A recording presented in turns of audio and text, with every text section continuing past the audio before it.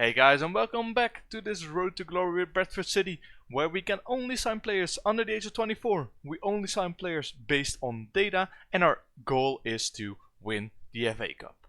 In the last episode, we finished in 8th position in our first ever season in the Premier League, and as I'm looking at it right now, we might be able to play Conference League football. I'm not sure if the 8th position in the English Premier Division really gives you right to play there, but we'll just have to wait and see.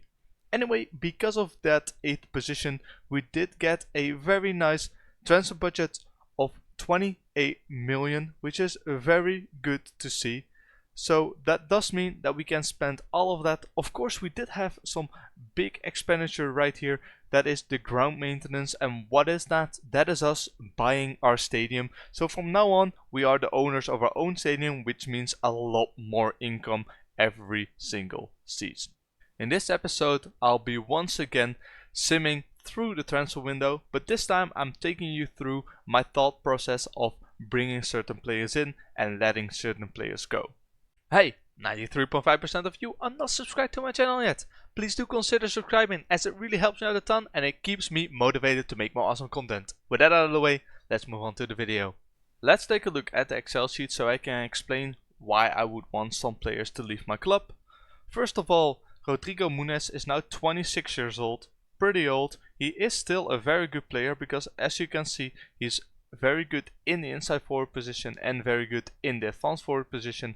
However, he wants a new contract. I'm not going to give it to him because I think in a few years he won't even be at the club anymore, since we're improving every year. So I just want to sell him on now and get some money for him. Then the other players that we have are probably all just not good enough to get into the team. As you can see, Leo Cameron is only a 20, so that's why he's leaving. Kieran Morrison didn't improve as much as I wanted him to, so I will be also moving him on. Then let's take a look at the wingback position. As you can see, Harry Boyce right here is just not good enough to play there. The same goes for Bessard Topayo, and he's also running out of contract, so want to move him on as well.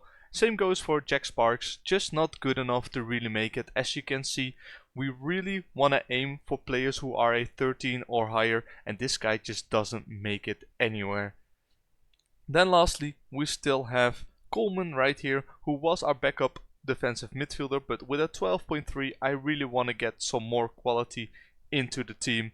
And lastly, we have Sam Anderson, who's also currently out on loan.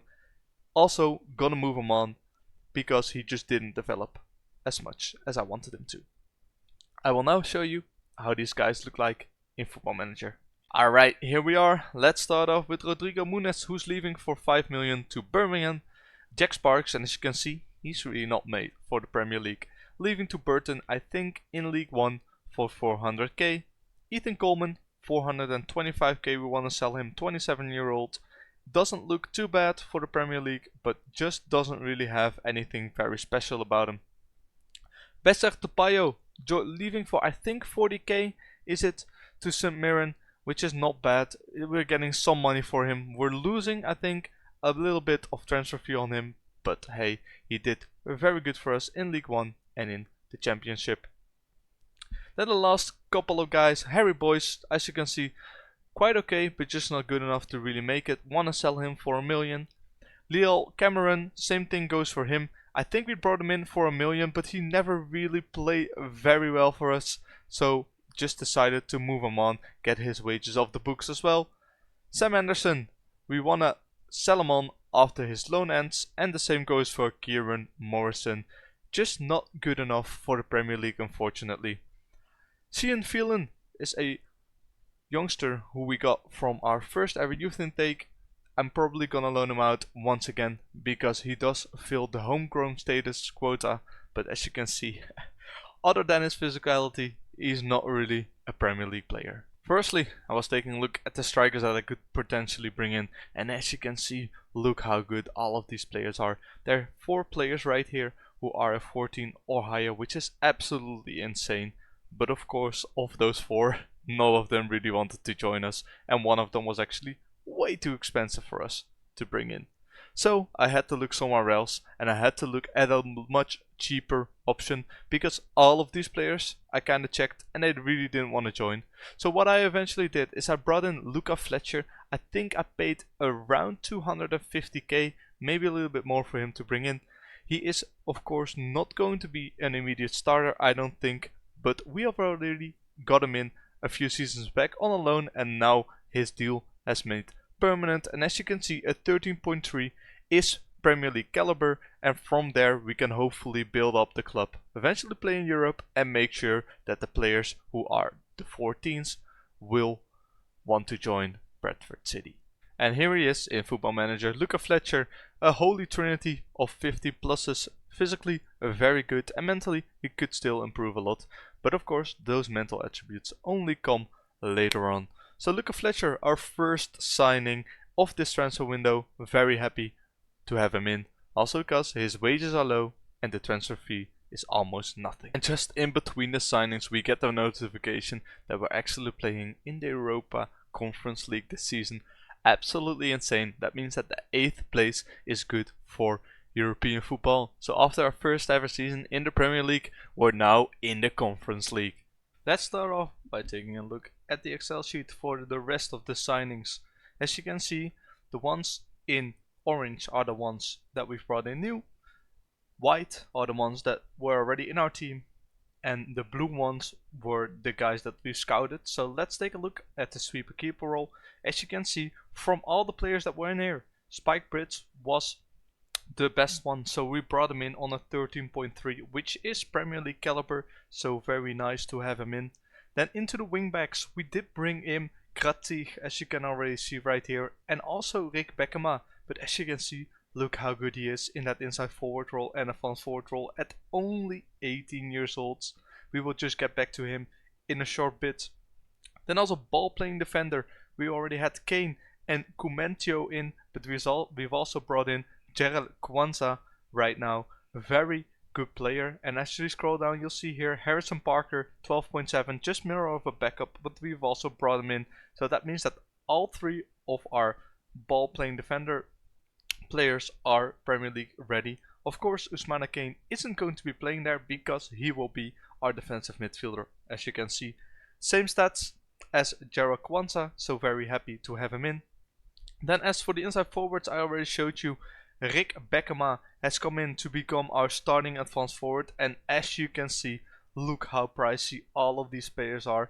And Rick Beckema I think only cost us 19.5 mil for a guy that's 18 years old that can still become homegrown at the club.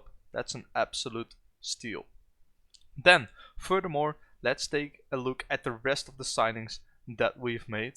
As you can see here, Volsen has come in on a very cheap deal, I think barely free, as our inside forward in the rest and in advanced forward in the rest. Then you'll see here a couple of players who have the quotas young. As you can see, I brought these guys in not because they were very good, but because they had very good potential. As you can see, these guys are all 18 years old or younger, and they have 12s plus in the role that I want them to play. So if they just develop a little bit, if I can give them some playing time, then hopefully in the future they'll be good enough to reach the first team. And hey, they're 18 years old, so they can still grow an insane lot. However, that's everyone in the Excel sheet. Let's now take a look how all of these players look in Football Manager, and let's also take a look which players actually left the club, because we did spend a lot of money. In Football Manager we've reached the 2nd of September, which means that the transfer window is officially over. Let's take a look at the first 4 signings that I've brought in. As you can see here, Harrison Parker, brought him in for 750k. He is going to be a backup ball playing defender, and he looks very good physicals, okay technicals, and mentally he is fine. Then Miles Lewis Skelly, also just fine. Probably not good enough for the Premier League, but hopefully he can fulfill his role as a backup. Then Luca Fletcher, we're going to try to use him a lot. Of course the Holy Trinity is good, the mentals are a bit worse, but his physicality is also very good with 17 acceleration and 16 stamina. And then we have Omari Volsen, also just very average, could really use him as a backup, and let me just show you how much I paid for these guys.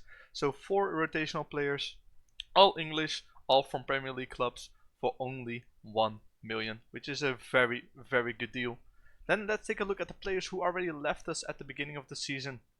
You'll see a few here. Harry Boyce left the club after some very successful years with us. Ethan Coleman also left to go up to Porton. Same goes for Jack Sparks, who we already knew was leaving. Then Rodrigo Muniz left to Birmingham, and Cameron left to Wrexham. I think you didn't see this one yet.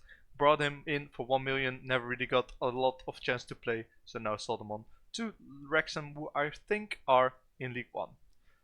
So those are the signings that are still in the previous season. Now let's take a look at the ones that actually were written down in the 2027-2028 season. Then for the other transfers, let me know, there are lots, so let's just go quickly over them. I think the most important ones are Tholis, Abaldo and Velasco, who we all brought in last season, but of course we have younger replacements for them. For Velasco we even got 22 mil. Abaldo we paid 2.1 million for, also left the club. A loan for Cian Phelan, our quote-unquote wonder kid from our own youth.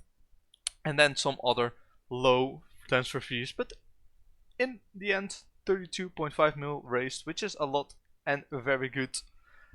So then, onto the players who we brought in. You already saw me bringing in some youngsters who weren't quite ready yet. One of them, Emmanuel Savadin, only paying 500k for him. Rodrigo Gonzalez, only paying 1.4 million.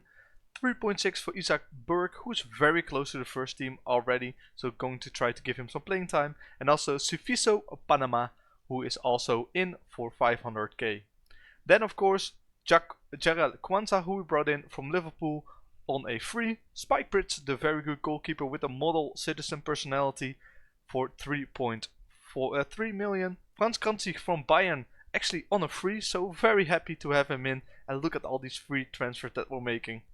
And then, last but not least, paying the big bucks for Rick Beckema, 13.5 million for him to pay to AA Gent. But you can see that this guy is already very, very good, and if he were to develop, he will be an absolute legend in the Premier League. I think this guy will stay in our team for a long, long time.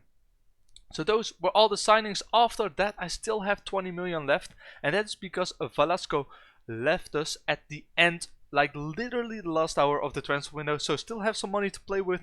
Going to try to spend that in January. Hopefully we can bring in another insane wonder kid to help us really improve the team. And then onto the competitions and how we did. In Premier League we've won 1 against Leeds, but we've also lost against Arsenal and Manchester City. I think that's okay, I think that's acceptable. Then in the Conference League it was kind of getting close against St. Gallen. We drew 3-3 at home, but then beat them 3-1 away. So we're also through to the Conference League stage, and here you can see that we're finally in our first ever European competition after just finishing 8th in the Premier League. We're playing FC Inter from, I think that's not Italy, no, it's from Finland. Monaco, Vikenner, which is I think Icelandic. Bodo Glimt is Norwegian. Tobil is Kazakhstan. Then Trvana, who is Slovakia, and of course that is going to be it. So I'm very happy with all the backups that we've brought in, because we're going to need them since we have 6 more games in minimum to play, and if we go through, a lot more. So I'm hoping that I can play a lot of my backups in those games. Then you might wonder, what does the team look like? Well, here you can see Kwanzaa makes the team, Brits makes the team, Kratsik makes the team, Danso and Grendel still on the wings, and Beckema now in the center of the attack with Bocardi. So as you can see, a lot of guys that we brought in are on the bench, but we're going to need them, and now the team is actually, I think, a lot more Premier League ready than it was before. That's going to be it for this video. If you have some comments, please leave them down the video. Leave a like as well as you've enjoyed, and subscribe if you want to see more. In the next episode, we're arriving in the January transfer window. We're also going to try to make some more signings. You'll see the youth intake and also the end of the season. So you'll already see how we did in our first ever season in the Conference League. Anyway, I want to thank you once again for watching. Hope you've enjoyed, and see you in the next one.